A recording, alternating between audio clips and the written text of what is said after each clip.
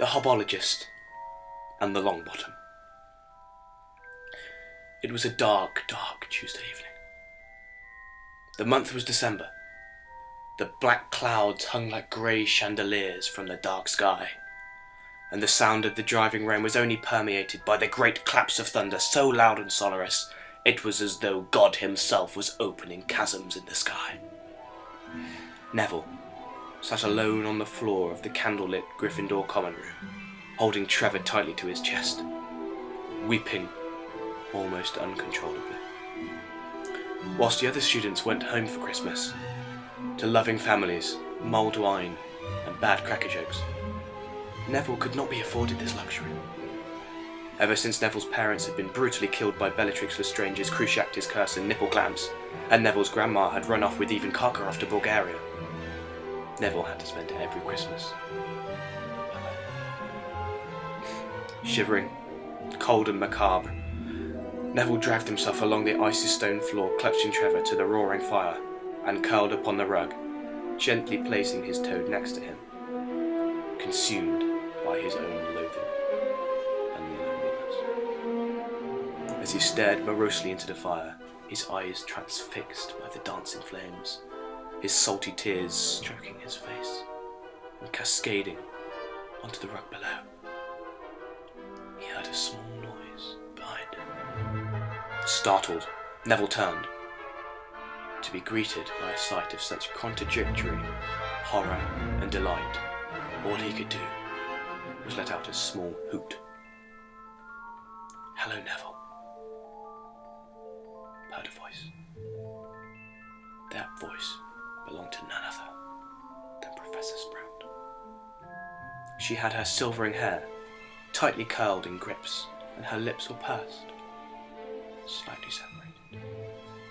Her eyes were staring deeply at Neville, as though penetrating his very soul. She was clothed in nothing but a purple satin nightgown, a pair of matching slippers, with a white glove on her right hand. Her body resembled the figure of a large cello, with her voluptuous breasts resting delicately just below her waist. She was silhouetted in yellow light, as though the angel Gabriel himself had entered the room. Neville gawped, his palms were sweaty and his head was dizzy. Not knowing what to do, he quickly grabbed Trevor off the floor and retreated backwards from the fire, scrambling away from the professor as she advanced on him, like a tiger stalking her prey. Neville felt himself back into the room. Knowing he was doomed, he gripped Trevor tighter. "Professor Sprout," sputtered Neville, his face white, his eyes blinking furiously.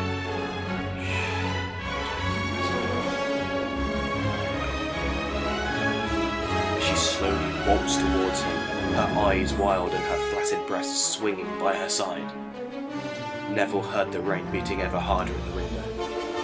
Could he see a hint of her forbidden forest through the nightgown? He couldn't tell. But Pomona overwhelmed Neville, pressing him against the wall of the common room and sliding her hand down from his body to his thigh and then up to his greatcoats. She leant in and whispered in his ear, "Take it, Joseph. Flexible, unicorn hair. You are a big boy, Mr. Longbottom.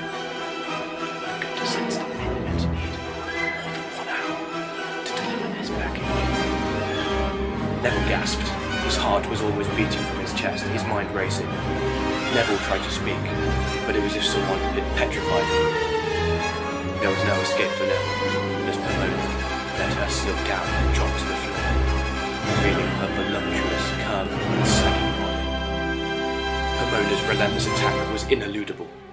As she pounced on him, Trevor slipped out of his sweaty hands to the floor below and escaped.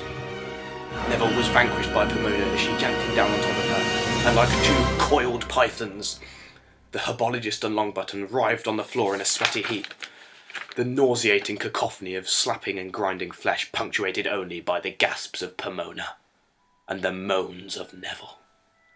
Never had Neville felt such a rush of emotion in his life. Anger, hatred, bliss, joy, vivification, and a sense of almost mortal danger, all encompassed in one moment.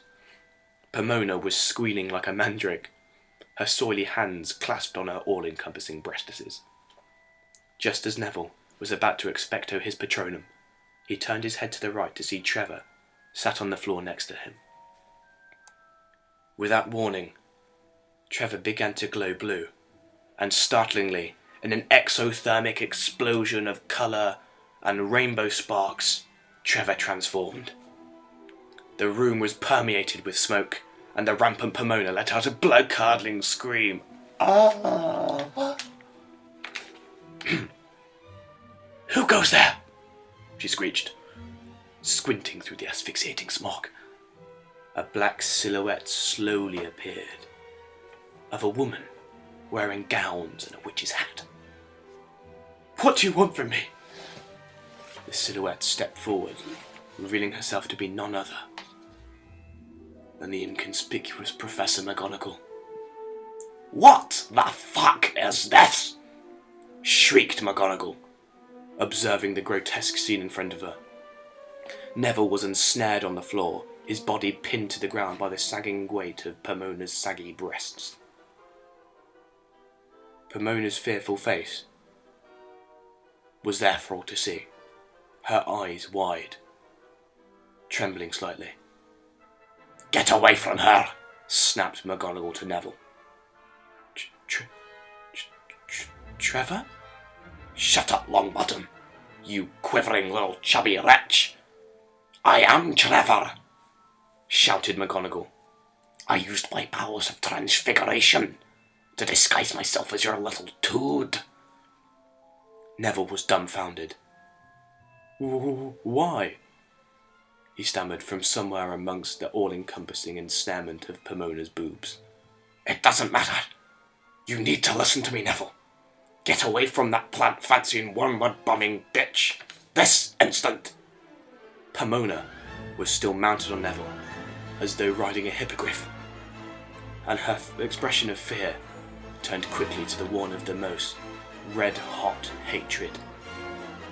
It's too late, she snarled, her voice gravelly. It's over. What are you talking about? Neville said. Shut up, you little oaf. You've got less brain cells than Professor Moody has eyes, haven't you? Ever since you're a little child, a little chubby, plant-bumming first year, I've taken you under my wing when nobody else would.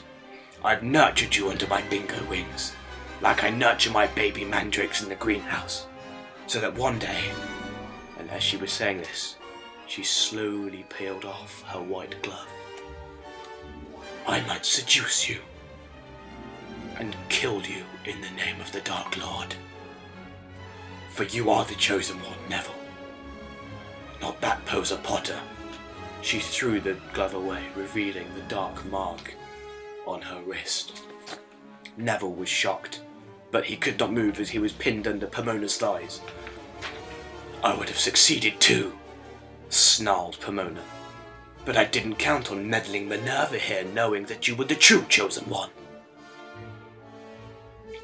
Her wild gaze fixed on Minerva's face. Your disguise as Trevor may have been ingenious, but it is I, Pomona Sprout, who will have the last laugh, letting out a tyrannical scream of laughter. McGonagall looked at Pomona with an expression of the highest remorse. Leave now, Professor Speed, before I do something that makes me see a thestral. Enraged, Pomona suddenly sprang up off Neville, pulling a wand from one of her tightly curled rolls of hair, lunging at Minerva, her breasts flailing in the air like streams of toilet paper. Avada Cut! But she was too late. Minerva whipped out her wand and yelled, Brestus Suffocationado! Minerva saw that Pomona's flapping breasts ensnared and wrapped themselves around her face and neck, choking her to the point of unconsciousness. Professor Sprout's face grew purple as she choked, and as she fell to her knees, Minerva towered over her. Looking down with a look of disdain, Minerva said, "Do me a favour, Pomona.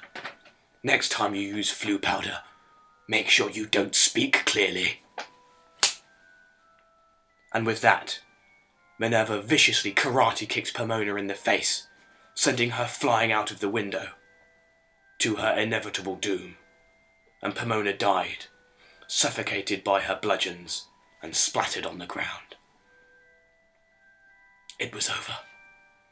Pomona's plot had failed, and the naked, sweating Neville began to pick himself up from the floor. Minerva smiled down at Longbottom, who was shivering and shaking, bleeding slightly. Minerva looked around the room, took a deep breath in, and began to stroll out, when Neville called after her, "Wait!" He tried to stagger to his feet. "How could I ever prepare you, or indeed repay you, Professor?" McGonagall stopped dead. She turned slowly to Neville and looked up and down his naked, sweating body. Her face changed. "Neville, I want you to make me moon like a myrtle. I want to suck you like a Dementor.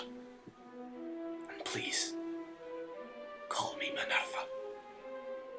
As Minerva walked towards him and derobed, Neville began to cry.